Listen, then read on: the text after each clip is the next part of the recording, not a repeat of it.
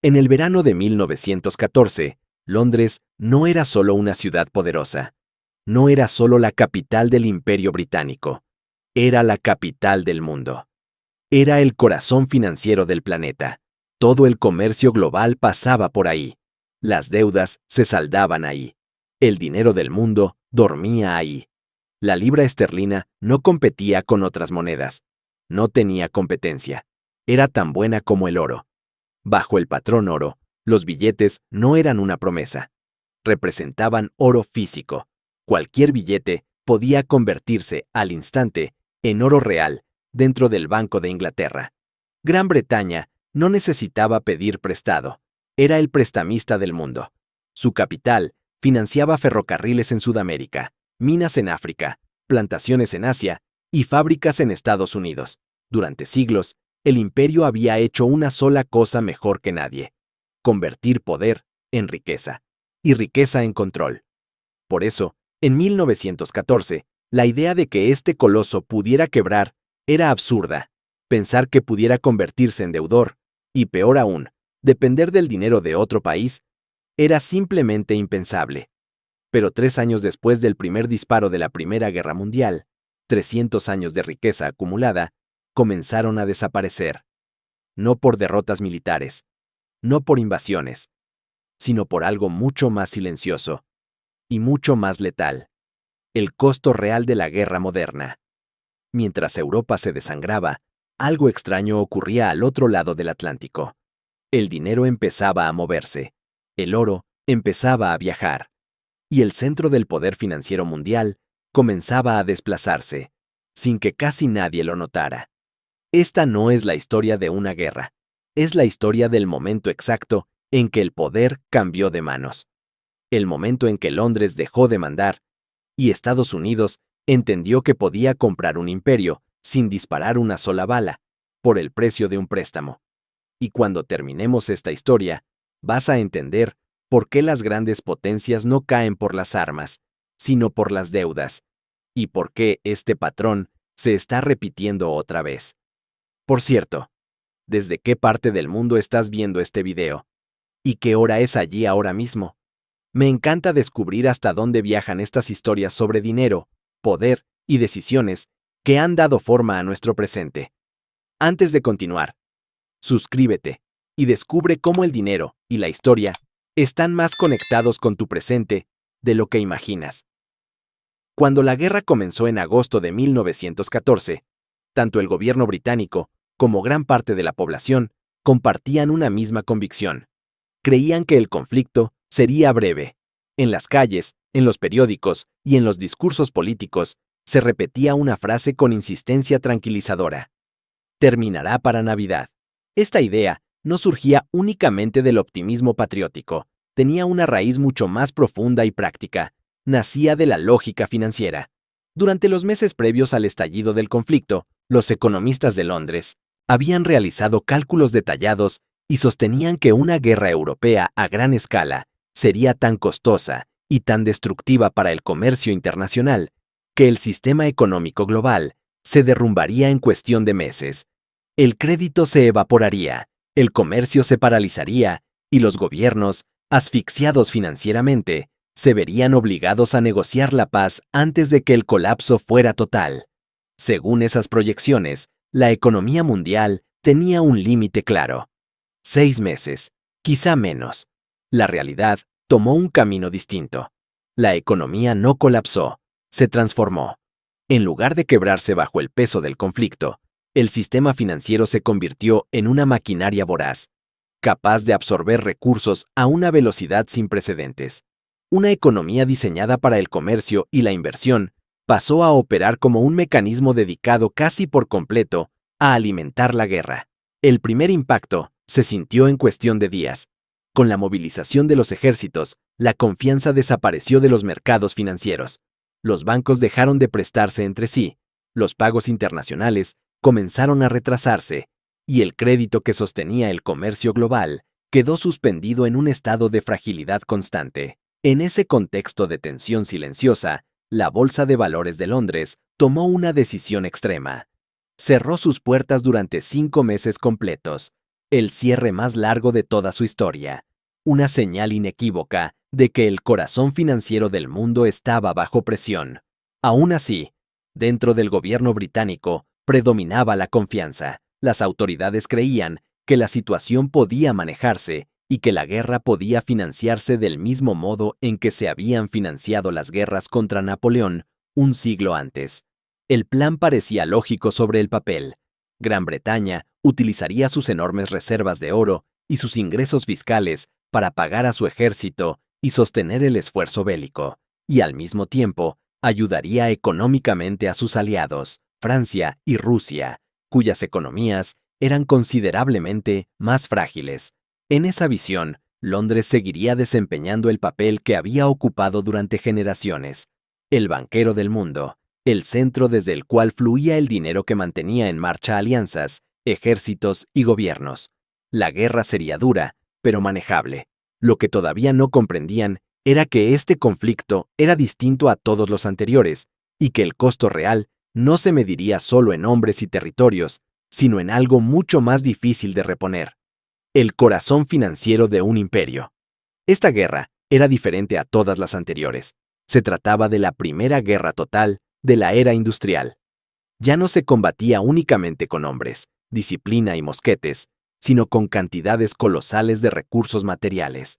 Millones de proyectiles de artillería eran disparados de forma constante, miles de ametralladoras funcionaban día y noche, extensiones interminables de alambre de púas cubrían el frente y enormes volúmenes de petróleo mantenían en movimiento ejércitos enteros. El conflicto exigía una capacidad industrial que superaba cualquier experiencia previa, y ahí surgía un problema decisivo. Gran Bretaña no producía a nivel doméstico lo suficiente de estos insumos para sostener una guerra de esa magnitud. Para enfrentarse a Alemania, el imperio necesitaba transformar por completo su economía y convertirla en una máquina dedicada a la guerra. Al mismo tiempo, debía importar cantidades masivas de materias primas y productos terminados para mantener operativo ese esfuerzo. Solo existía un país en el mundo con la capacidad industrial, los recursos naturales y la escala productiva necesarios para abastecer a los aliados de forma continua y masiva, y ese país era Estados Unidos de América. En 1914, Estados Unidos todavía era un gigante dormido. Poseía una economía enorme, pero mantenía una postura política aislacionista y contaba con un aparato militar reducido. Además, seguía siendo una nación deudora. Gran parte de su desarrollo industrial se había financiado con capital británico durante décadas. Inversionistas de Londres poseían miles de millones de dólares en acciones y bonos de ferrocarriles estadounidenses, y el flujo regular de dividendos solía viajar desde Nueva York hacia Londres. Sin embargo, cuando el Ministerio de Guerra británico comenzó a realizar pedidos masivos de acero, trigo, cobre y explosivos, ese flujo de dinero empezó a cambiar de dirección. En una primera etapa, Gran Bretaña pagó esos suministros utilizando sus reservas de efectivo y enviando oro a través del Océano Atlántico. Los cargamentos de metal cruzaban el mar para saldar las compras. El problema era la escala. Las órdenes eran tan grandes y tan constantes que las reservas de oro comenzaron a disminuir a una velocidad alarmante. Un solo día de bombardeo en el frente occidental podía costar millones de libras, y cada semana de combate consumía recursos que habían tardado generaciones en acumularse. Para el año 1915, las autoridades británicas comprendieron que se enfrentaban a una crisis grave. El efectivo líquido empezaba a escasear y la capacidad de seguir pagando a los proveedores estadounidenses se debilitaba rápidamente. Para resolver esta situación, el gobierno recurrió al banquero más poderoso de América, John Pierpont Morgan hijo, conocido como Jack Morgan. Su padre había construido la Casa de Morgan como un imperio financiero comparable al de un estado. Jack Morgan era un anglófilo convencido, sentía una profunda afinidad por Gran Bretaña, despreciaba a Alemania y percibió en la guerra una oportunidad única para convertir a la Casa de Morgan en la institución financiera más influyente del planeta. En enero de 1915, el gobierno británico firmó un acuerdo confidencial con J. P. Morgan & Company. El banco fue designado como agente exclusivo de compras en Estados Unidos. Esto significaba que cada necesidad del ejército británico pasaría por Morgan. Si se requerían 1 millón de rifles o 5 millones de latas de carne, los pedidos no irían directamente a los fabricantes, sino que serían canalizados a través de la casa de Morgan, que se encargaría de adquirirlos a cambio de una comisión por cada operación. El acuerdo transformó por completo el equilibrio financiero del conflicto. La casa de Morgan se convirtió, en la práctica, en el departamento de suministros del Imperio Británico. Desde las oficinas de J.P. Morgan, en el número 23 de Wall Street, comenzaron a fluir miles de millones de dólares en contratos. La economía estadounidense, que había atravesado una recesión en 1914, entró de forma repentina en un auge extraordinario. Las fábricas del Medio Oeste operaban sin descanso para cumplir los pedidos, y los agricultores de las grandes llanuras expandieron sus cultivos para alimentar a los soldados en el frente europeo. Estados Unidos comenzaba a enriquecerse gracias a la guerra, mientras que Gran Bretaña, silenciosamente, empezaba a empobrecerse. Para finales de 1915, la crisis de efectivo regresó con una fuerza aún mayor. Los envíos de oro ya no alcanzaban para cubrir las necesidades del conflicto. El metal seguía cruzando el Atlántico, pero salía de las bóvedas más rápido de lo que podía reponerse. Ante esa realidad, el gobierno británico se vio obligado a buscar una nueva forma de pago y tomó una decisión que marcó un punto de quiebre. Optó por recurrir a la riqueza privada de sus propios ciudadanos. El Tesoro lanzó un llamado directo al patriotismo financiero. Se pidió a los ciudadanos que vendieran al Estado sus valores estadounidenses. Acciones de grandes compañías industriales y ferroviarias como US Steel o el Ferrocarril de Pensilvania debían ser entregadas al gobierno. A cambio, los propietarios recibirían libras en Londres, mientras que el Estado vendería esos activos en Nueva York para obtener dólares con los que seguir financiando la guerra. En la práctica, el gobierno estaba desmontando la cartera de inversiones de la nación para transformarla en municiones. Se trataba de una forma discreta de confiscación, presentada como un deber patriótico. Activos que habían generado ingresos durante décadas eran liquidados con urgencia para sostener un conflicto que consumía recursos sin descanso. Era una economía sacrificando su futuro para sobrevivir al presente, como una familia que vende sus bienes más valiosos para cubrir una deuda que no deja de crecer. Sin embargo, incluso esta liquidación masiva resultó insuficiente. El apetito de la guerra seguía aumentando. En 1916, la batalla del Somme elevó el consumo de municiones a niveles jamás imaginados.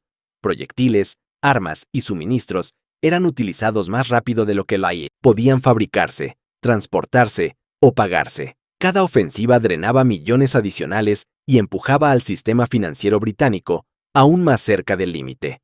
En ese punto, las autoridades comprendieron que ya no bastaba con vender activos. Era necesario endeudarse.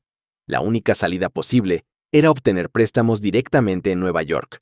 El plan implicaba una dependencia total del sistema financiero estadounidense. Los inversionistas prestarían dinero a Gran Bretaña.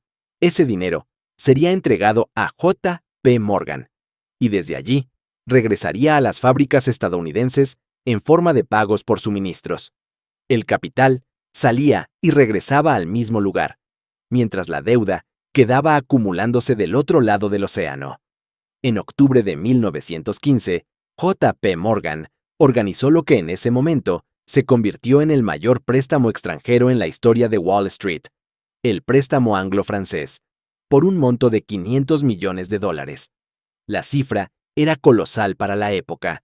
Las delegaciones británica y francesa llegaron a Nueva York con urgencia evidente y aceptaron condiciones que habrían resultado impensables pocos años antes. La tasa de interés era elevada y reflejaba una verdad incómoda. El crédito del Imperio Británico ya no era ilimitado. Ese préstamo, que había sido presentado como una solución decisiva, se consumió en cuestión de meses. La maquinaria bélica seguía quemando aproximadamente $5 millones diarios en compras realizadas en Estados Unidos. Cada día de guerra significaba una nueva transferencia de recursos y una mayor dependencia financiera. Para el año 1916, Gran Bretaña vivía al límite. El esfuerzo de guerra dependía por completo de la disposición de los banqueros estadounidenses a seguir prestando y de la tolerancia del gobierno estadounidense hacia un flujo de crédito que sostenía a un imperio en plena transformación. El poder militar seguía en Europa, pero el poder financiero ya había comenzado a desplazarse de forma irreversible, y fue en ese punto cuando la trampa geopolítica comenzó a cerrarse de forma silenciosa pero implacable. El presidente de Estados Unidos, Woodrow Wilson, mantenía una postura oficial de neutralidad. En plena campaña para la reelección, su mensaje central era claro y cuidadosamente elegido. Había logrado mantener a su país fuera de la guerra. Detrás de esa posición pública existía una preocupación profunda. Wilson desconfiaba de los grandes banqueros y observaba con inquietud cómo el sistema financiero estadounidense se entrelazaba cada vez más con el esfuerzo bélico aliado. Temía que el volumen creciente de préstamos comprometiera la neutralidad política y volviera a la economía dependiente del comercio de guerra. Hacia finales de 1916, la tensión alcanzó un punto crítico, mientras las autoridades británicas se preparaban para lanzar una nueva y desesperada emisión de bonos en 1900, Nueva York, con el objetivo de mantenerse solventes. Wilson tomó una decisión que alteró por completo el equilibrio financiero. Se sentía frustrado por el rechazo constante a sus intentos de mediar un acuerdo de paz. Consideraba que la guerra se prolongaba innecesariamente y decidió utilizar el único instrumento capaz de forzar un cambio de rumbo: el dinero. En noviembre de 1916, la Reserva Federal de Estados Unidos, actuando con la aprobación directa de la Casa Blanca, emitió una advertencia pública dirigida a bancos e inversionistas. El mensaje era inequívoco. Se desaconsejaba la compra de nuevas letras del Tesoro extranjeras. En la práctica, se trataba de una señal de desconfianza hacia el crédito británico. El impacto fue inmediato y devastador. En Londres, los mercados reaccionaron con pánico. El intento de recaudar fondos se derrumbó y el flujo de dólares se interrumpió de forma abrupta. En las salas del gabinete de guerra, la situación se volvió desesperante. Era noviembre de 1916 y las reservas disponibles alcanzaban apenas para cubrir unas pocas semanas de suministros. Más allá de ese límite, el panorama era sombrío. Las armas dejarían de disparar, los alimentos dejarían de llegar y el imperio quedaría al borde de la bancarrota. El canciller del Exchequer, Reginald McKenna, dejó constancia de la gravedad del momento en un memorándum dirigido al primer ministro. Su advertencia fue directa y estremecedora. Para junio de 1917, el gobierno británico se encontraría incapaz de cumplir con sus obligaciones financieras. La posibilidad de un incumplimiento de pagos ya no era teórica, era una amenaza real e inmediata. Un colapso financiero de esa magnitud tendría consecuencias globales. El sistema financiero internacional, construido en torno a la libra esterlina, se vería sacudido hasta sus cimientos. La moneda que había servido como eje del comercio mundial perdería su posición central, y con ella, el poder financiero que había sostenido al imperio durante generaciones. Acorralado por las circunstancias, el gobierno británico dio el paso final en el desmantelamiento de su dominio financiero. Se abandonó la estrategia de ventas voluntarias de activos y se avanzó hacia la confiscación obligatoria. Se aprobaron leyes que exigían a los súbditos británicos entregar sus inversiones en el extranjero. Miles de millones de dólares en acciones y bonos fueron incautados y enviados a Nueva York, ya no para ser vendidos, sino para servir como garantía en préstamos de emergencia. El imperio estaba empeñando sus últimos recursos para seguir en pie. En Nueva York, J.P. Morgan trabajaba contrarreloj para mantener abiertas las líneas de crédito. Intentaba convencer a los inversionistas de que Gran Bretaña seguía siendo una apuesta confiable, pero el clima había cambiado. Al otro lado del Atlántico, se percibía un estancamiento prolongado en 1980, las trincheras y un gobierno que gastaba a un ritmo cada vez más difícil de justificar. La confianza comenzaba a agotarse y los prestamistas empezaron a exigir algo distinto. algo tangible, algo que no dependiera de promesas ni de discursos. Querían activos duros. Querían oro.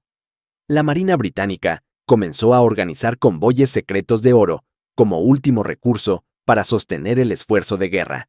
Acorazados y cruceros eran cargados con lingotes procedentes de las bóvedas del Banco de Inglaterra y enviados a cruzar el Atlántico siguiendo rutas en zigzag, intentando evadir un océano plagado de submarinos enemigos. Cada travesía era una apuesta extrema. En uno de los episodios más recordados, el buque HMS Laurentic, que transportaba 43 toneladas de oro, impactó contra una mina y se hundió frente a la costa de Irlanda, enviando millones de libras esterlinas al fondo del mar en cuestión de minutos. Aún así, los envíos continuaron. Las bóvedas eran vaciadas hasta el límite. Se ejercía presión constante sobre Francia para que enviara sus reservas. Se exigía a Rusia que hiciera lo mismo. Todo ese metal terminaba concentrándose en un solo punto del sistema financiero mundial, el Banco de la Reserva Federal de Nueva York. La riqueza acumulada de Europa estaba siendo transferida físicamente al otro lado del Atlántico, barra por barra, lingote por lingote.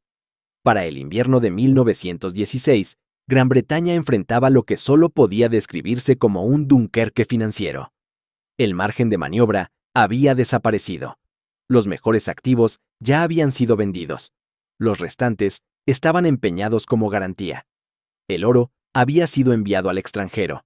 A pesar de todo, la guerra seguía su curso y continuaba devorando recursos a un ritmo implacable. Tiempo después, el primer ministro David Lloyd George admitiría que el país se encontraba a pocas semanas de un colapso financiero total, uno que habría forzado una rendición, no frente a los ejércitos enemigos, sino ante los acreedores. La relación entre ambas naciones había cambiado de forma irreversible.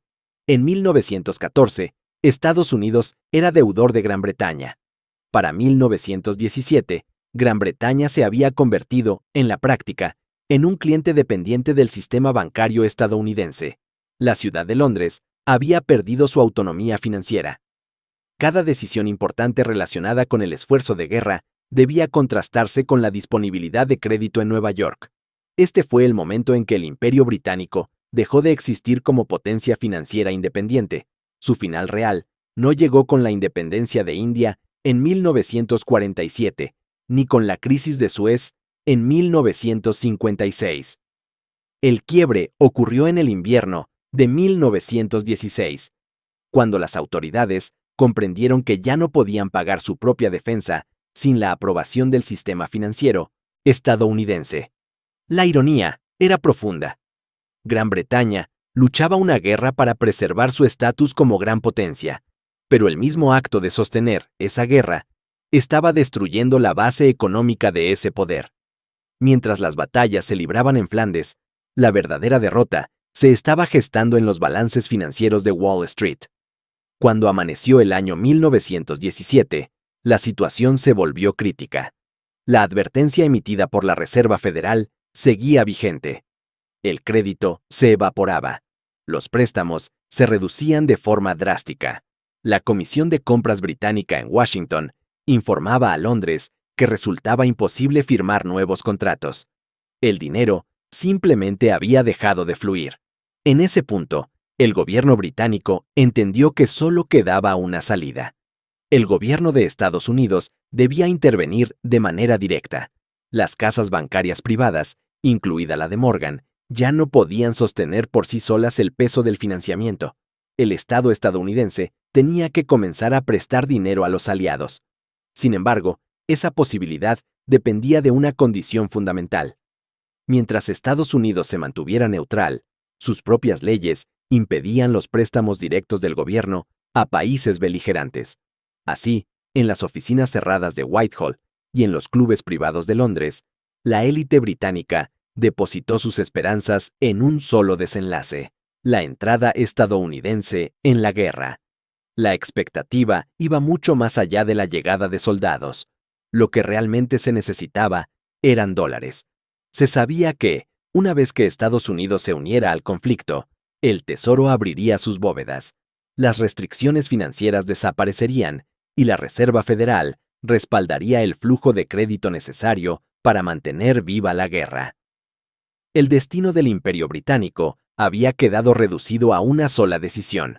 Todo dependía de Woodrow Wilson. Si optaba por mantener la neutralidad, Gran Bretaña enfrentaría la quiebra financiera y con ella una derrota casi inevitable. Si decidía entrar en la guerra, el imperio lograría sobrevivir en lo inmediato, pero a un costo profundo y duradero. La salvación vendría acompañada de una deuda permanente con Estados Unidos y de un nuevo rol en el orden mundial, el de socio subordinado. La memoria histórica suele señalar al telegrama Zimmermann y a la guerra submarina sin restricciones como las causas directas de la entrada estadounidense en el conflicto. Esos fueron los detonantes visibles, los argumentos políticos presentados ante la opinión pública. Sin embargo, bajo esa superficie se acumulaba una presión mucho más poderosa, la presión de las finanzas. Los bancos estadounidenses habían prestado miles de millones de dólares a los aliados. Las fábricas dependían casi por completo de esos pedidos para seguir operando. Un colapso aliado habría arrastrado consigo a la economía estadounidense hacia una depresión profunda. Para ese momento, Estados Unidos ya había adquirido un interés directo en la victoria aliada, no solo político o moral, sino financiero. El desenlace se aproximaba. En Europa, la guerra de trincheras seguía empantanada en el barro de Francia, sin avances decisivos. Pero en otro plano, menos visible y más determinante, la guerra financiera ya había sido resuelta. El título de superpotencia financiera del mundo había cruzado el Atlántico. Ya no residía en Londres. Esperaba, silencioso, en una bóveda del Bajo Manhattan, a la espera de una confirmación oficial. Gran Bretaña había ingresado al conflicto como el banquero del mundo. Estaba a punto de salir de él, convertida en el mayor deudor del planeta. La llamada relación especial estaba a punto de nacer, aunque desde su origen quedaría marcada por una profunda desigualdad. No sería una alianza entre pares, sería una relación definida por la lógica del acreedor y el deudor. La cuenta por la salvación de 1917 no se pagaría de inmediato. Se saldaría a lo largo de las décadas siguientes, en forma de influencia, poder político y pérdida de autonomía. Los disparos aún resonaban en los campos de batalla, pero el desenlace ya estaba escrito en los libros contables. El imperio seguía luchando, pero su futuro había sido hipotecado. El 6 de abril de 1917, el Congreso de Estados Unidos declaró la guerra a Alemania.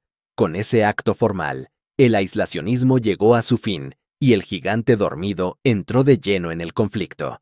Los ataques de los submarinos alemanes y la torpeza diplomática del telegrama Zimmermann habían inclinado la balanza.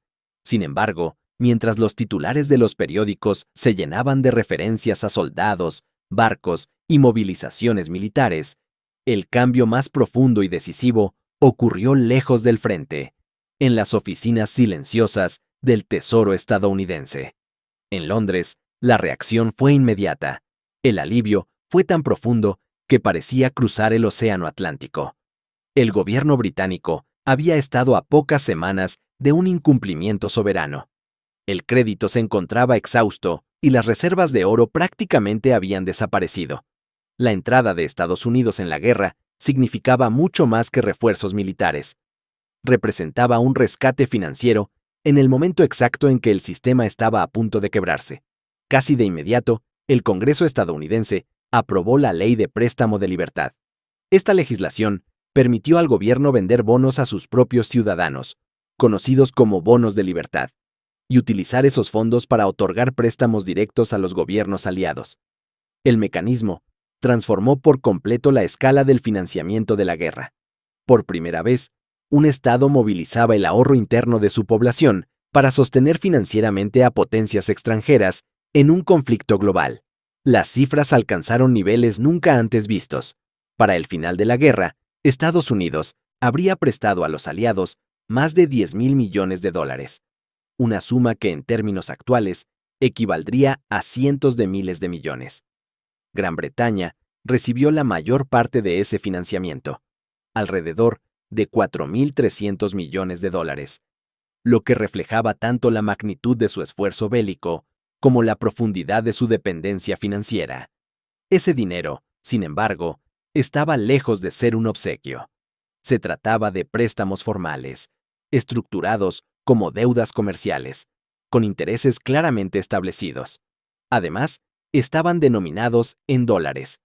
Ese detalle, aparentemente técnico, tendría consecuencias duraderas. Significaba que durante las décadas siguientes, el contribuyente británico trabajaría para pagar al contribuyente estadounidense. La riqueza generada por la industria británica sería canalizada de manera constante hacia Nueva York para cumplir con el servicio de la deuda. Con ese movimiento, el centro de gravedad del sistema financiero mundial quedó definitivamente desplazado. La guerra continuaba en los campos de batalla, pero el nuevo orden económico ya estaba tomando forma. La entrada de Estados Unidos había salvado a Gran Bretaña de un colapso inmediato, aunque el precio de esa salvación se pagaría lentamente, en forma de dependencia financiera y pérdida de autonomía, durante gran parte del siglo siguiente. Esta nueva dependencia financiera transformó la relación entre Londres y Washington de manera inmediata y profunda. Antes de 1917, Gran Bretaña ocupaba la posición dominante. Era el socio principal, el garante del orden internacional y el eje alrededor del cual giraba la economía global. Después de ese punto de quiebre, el equilibrio se invirtió. Gran Bretaña pasó a desempeñar el papel de un estado dependiente del crédito extranjero. Los funcionarios británicos destacados en Washington, hombres acostumbrados durante décadas a dictar condiciones al resto del mundo, se encontraron en una situación inédita y humillante. Cada gasto debía ser explicado. Cada pedido debía ser justificado. Cada contrato requería aprobación. El dinero ya no fluía con libertad. Estaba sujeto a supervisión constante. Las autoridades británicas tenían que solicitar autorización para adquirir trigo. Debían justificar la compra de acero. El Tesoro estadounidense examinaba con lupa cada operación para asegurarse de que los dólares prestados no se utilizaran para fortalecer intereses comerciales del Imperio Británico, en detrimento de las empresas estadounidenses. La guerra se libraba en Europa, pero la disciplina financiera se imponía desde Washington. Al mismo tiempo, la economía de guerra estaba devorando el futuro productivo de Gran Bretaña. Para sostener el conflicto, las industrias dejaron de atender los mercados internacionales que habían construido durante generaciones. Los molinos textiles de Lancaster abandonaron la producción de telas destinadas a India y concentraron toda su capacidad en la fabricación de uniformes militares. Las acerías de Sheffield dejaron de producir rieles para exportación y se dedicaron casi por completo a la elaboración de casquillos de proyectiles. Ese giro industrial creó un vacío inmediato en el comercio mundial. Mercados que habían dependido durante décadas de proveedores británicos quedaron desatendidos de la noche a la mañana. Ese espacio fue ocupado con rapidez por nuevas potencias industriales. Estados Unidos y Japón avanzaron para llenar ese vacío. Mientras Gran Bretaña luchaba por su supervivencia, empresas estadounidenses y japonesas tomaron a sus antiguos clientes, consolidaron posiciones en América Latina y Asia, establecieron relaciones comerciales duraderas y construyeron cadenas de suministro que seguirían operando mucho después de finalizado el conflicto. Cuando la guerra terminó y las fábricas británicas intentaron volver a una producción orientada a la paz, el escenario había cambiado de forma irreversible. En 1919, al buscar recuperar sus antiguos mercados, descubrieron que esos clientes ya habían encontrado nuevos proveedores. Las rutas comerciales se habían redefinido. La participación británica en el comercio mundial se había reducido de manera permanente. La guerra había terminado en los campos de batalla, pero en el terreno económico, las pérdidas ya no tenían marcha atrás. La guerra llegó a su fin el 11 de noviembre de 1918. En apariencia, Gran Bretaña había salido victoriosa. La flota alemana de alta mar se rindió. El Kaiser abdicó y el Imperio Británico alcanzó su mayor extensión territorial al absorber colonias alemanas en África y vastos territorios del antiguo Imperio Otomano en el Medio Oriente. Sobre el papel, el resultado parecía confirmar la supremacía británica. Sin embargo, esa victoria ocultaba una realidad mucho más inquietante. El balance financiero del conflicto reveló un panorama devastador. Gran Bretaña había gastado más de 3.250 millones de libras en el esfuerzo de guerra, una cifra que superaba el gasto total acumulado del gobierno durante los 200 años anteriores combinados. La deuda nacional se había disparado de 650 millones de libras en 1914 a más de 7.400 millones en 1919. El peso de esa carga financiera alteró de forma irreversible la posición del país en la economía mundial. El cambio más profundo fue de naturaleza estructural. Gran Bretaña dejó de ser el acreedor del mundo para convertirse en su principal deudor. Antes de la guerra, los intereses fluían hacia Londres desde todos los rincones del planeta. Después del conflicto, el flujo se invirtió. Ahora Londres enviaba pagos constantes a Nueva York. El centro del capital global ya no estaba en la City, sino al otro lado del Atlántico. La ciudad de Londres, durante siglos el motor del poder británico, quedó paralizada por las consecuencias de la guerra. El patrón oro, símbolo de estabilidad y disciplina financiera, había sido suspendido. La libra esterlina, que durante generaciones había funcionado como la base sólida del comercio internacional, se transformó en una moneda fiduciaria inestable, obligada a fluctuar frente al dólar estadounidense. Durante la década de 1920, el gobierno británico intentó revertir esta situación y restaurar el orden anterior a la guerra. Existía una obsesión profunda por devolverle a Londres su papel como capital financiera del mundo. Para lograrlo, las autoridades creyeron que el único camino posible era regresar al patrón oro utilizando la antigua paridad de preguerra, fijada en $4.86 por libra. La decisión estuvo marcada por el orgullo y la nostalgia, y terminó convirtiéndose en un grave error económico. La economía británica, debilitada por años de guerra y endeudamiento, carecía de la fortaleza necesaria para sostener una moneda tan apreciada. Al forzar la libra a ese nivel, las exportaciones británicas se encarecieron de forma extrema, perdiendo competitividad en los mercados internacionales. La industria nacional se vio asfixiada, el desempleo aumentó de manera dramática, y el país entró en una etapa de tensiones sociales que culminaron en la huelga general de 1926 y en una década de estancamiento económico conocida como los años perdidos. Mientras tanto, Estados Unidos atravesaba un periodo de expansión acelerada.